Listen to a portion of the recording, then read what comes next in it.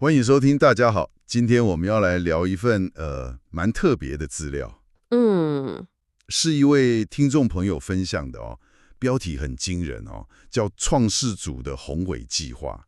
哇，听起来就很宏大。对啊，内容讲到月球的起源，还有一段好像被藏起来的人类历史，还有一个什么大觉醒时代。这几个题目都很大。那这个资料来源是？这就是有趣的地方了。他说，内容是融合了一位叫做创世主弥勒圣人的讲法，还有另外6个人的经历。6个人？对，而且这6个人哦，背景差很多，但都说自己有宿命通。还记得，很久很久以前，好像是亿万年前，参与过造月球的工作。造月球？哇，这开头就很不一般了。是不是？所以这份资料，该怎么说？它不是那种研究报告。没错，它更像是一种特定的世界观的陈述，结合了信仰、个人经验，还有一些对历史啊、预言啊的解读。对对对，所以我们今天目标不是去判断他说的是真是假啦。主要是梳理一下。对，梳理他到底想讲什么，他的核心论点是什么，特别是那些很颠覆的说法，像月球是人造的啊，人类来源很特别啊，还有那个大觉醒到底是怎么回事？了解，就是客观地来看看这个论述是怎么建构起来的。没错。好，那我们就开始来拆解这份有趣的资料吧。首先一开始最让人眼睛睁大的说法就是这个月球是人造的。人造月球论。资料里面直接讲说月球有20公里厚的金属外壳20公里，哇！然后里边是空的。空心的金属球体，这听起来真的很像科幻小说或电影。对对，而且更有意思的是，他还说这个人造月球结构模型啊，就摆在台湾桃园机场第2航厦外面。真的假的？把一个我们都知道的地方扯进来了。是啊，把一个日常地标跟这么一个惊天动地的说法连在一起，这手法本身就蛮引人注意的。这确实是一个很高明的切入点，它等于是用一个好像可以去看看却确认的地点，对，来增加后面那个比较超乎想象的说法的可信度，至少是话题性啦。而且资料还强调这个月球的真相啊，是那个创世主直接揭露的。以前是被某种力量盖住了，不让人知道。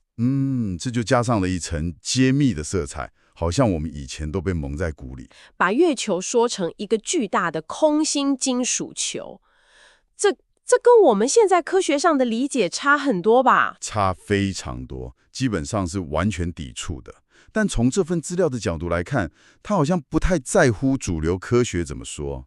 看起来是这样。这就是这类论述的一个特点嘛，他会建立一套自己的算是另类事实的体系，跟主流科学不太需要对话。有趣的是，他用了很现代的词，像金属壳、空心结构。对，他把我们现在能理解的科技概念投射到一个非常非常古老的天体上，然后呢，他就把这个人造月球当做一个核心点，开始往外串联其他的说法，比如说我们人类文明的科技发展其实被限制住的。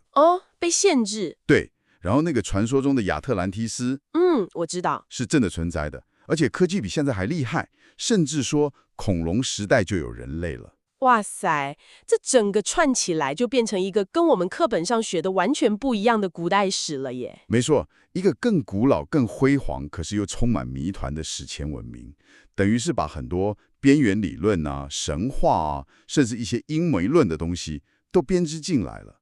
他好像还有提到《山海经》。对，这个也很有意思。他说，《山海经》里面提到的那个不周山啊，听过，一座撞不断的山。资料说，那个不周山指的就是远古时代的月球。月球？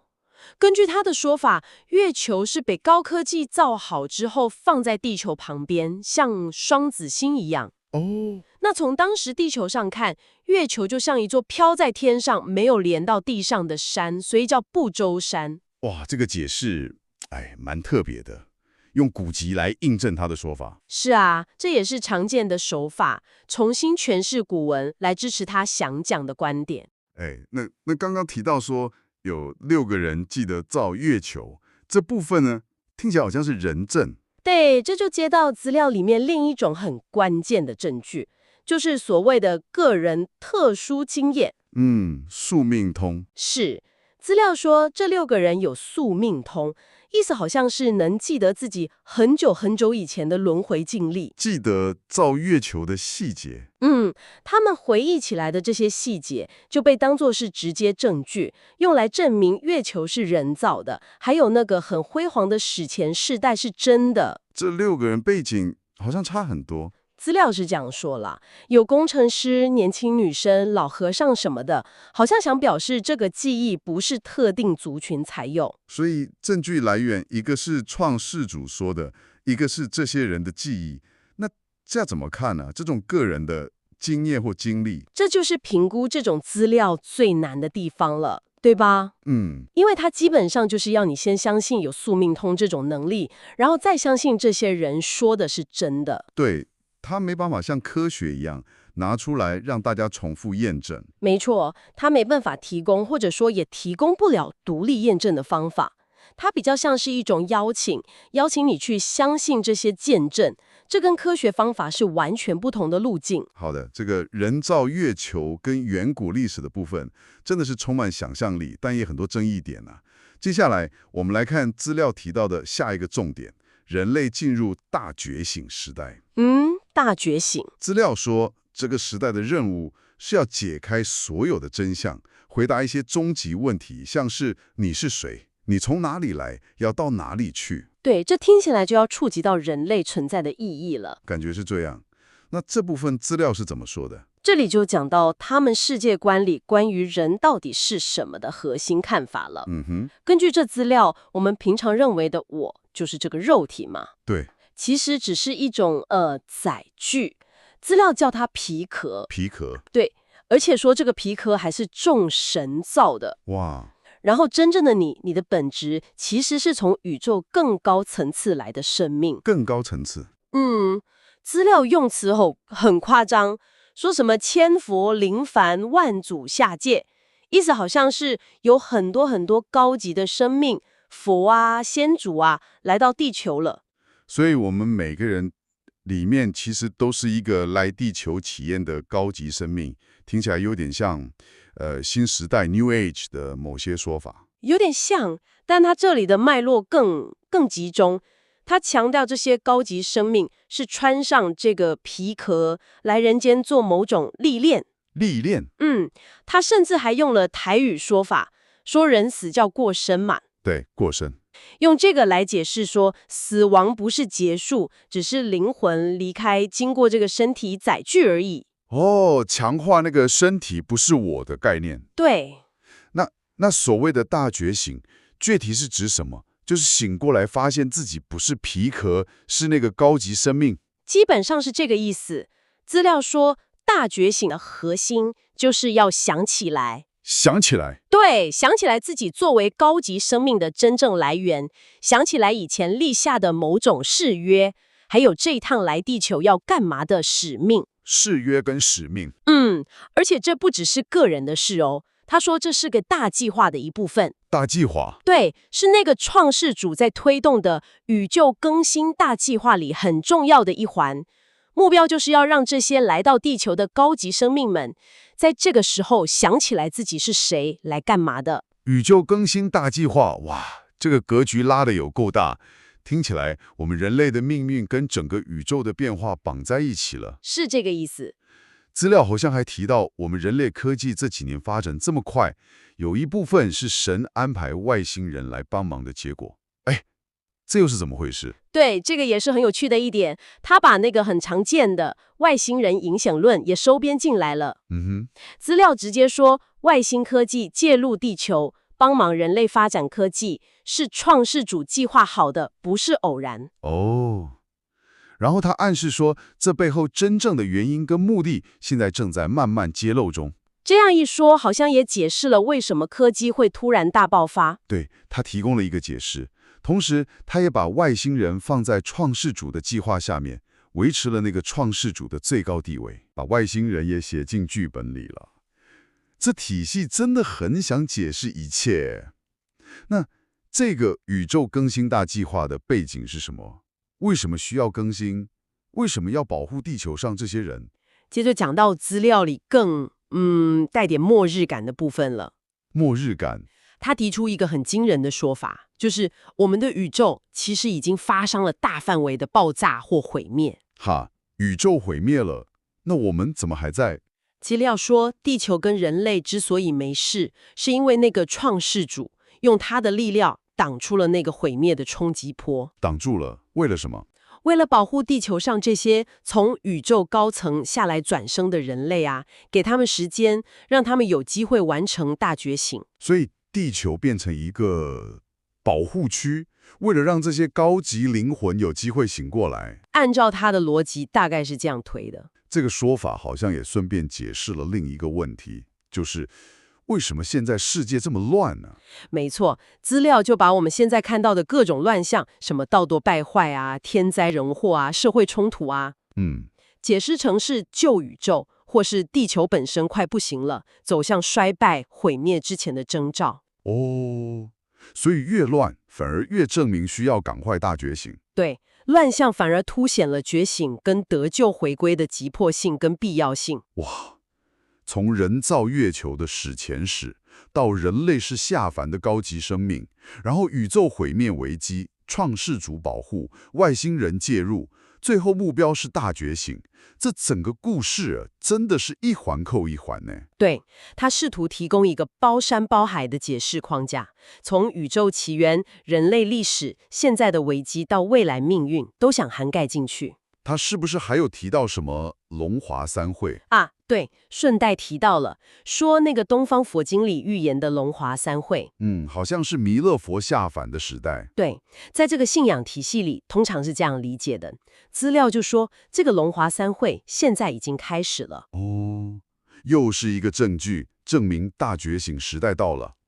把东方的预言也纳进来，佐证他的说法。好的，谈了这么多世界观设定，现在终于要来聚焦在那个核心人物了。那位创世主弥勒圣人。对，资料花了很大力气，试图证明他的身份，还把他跟西方的弥赛亚，就是救世主连在一起。是的，这部分是论证的重头戏。他想证明这位创世主不只是存在，而且他就是东西方预言里说的那个人，而且已经来到我们这个时代了。他是怎么论证的啊？听起来很不容易。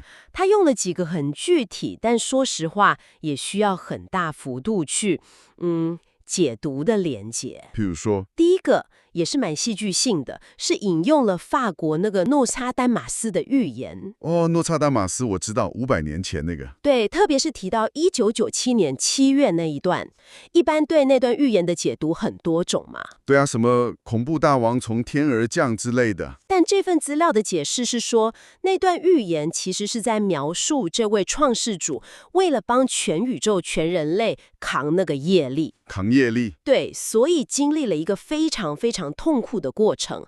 资料说，他闭关了9个月，身体被那个业力炸碎了无数次，然后又重组，不断的死而复活。等一下，身体被炸碎无数次，死而复活，这也太很夸张，对不对？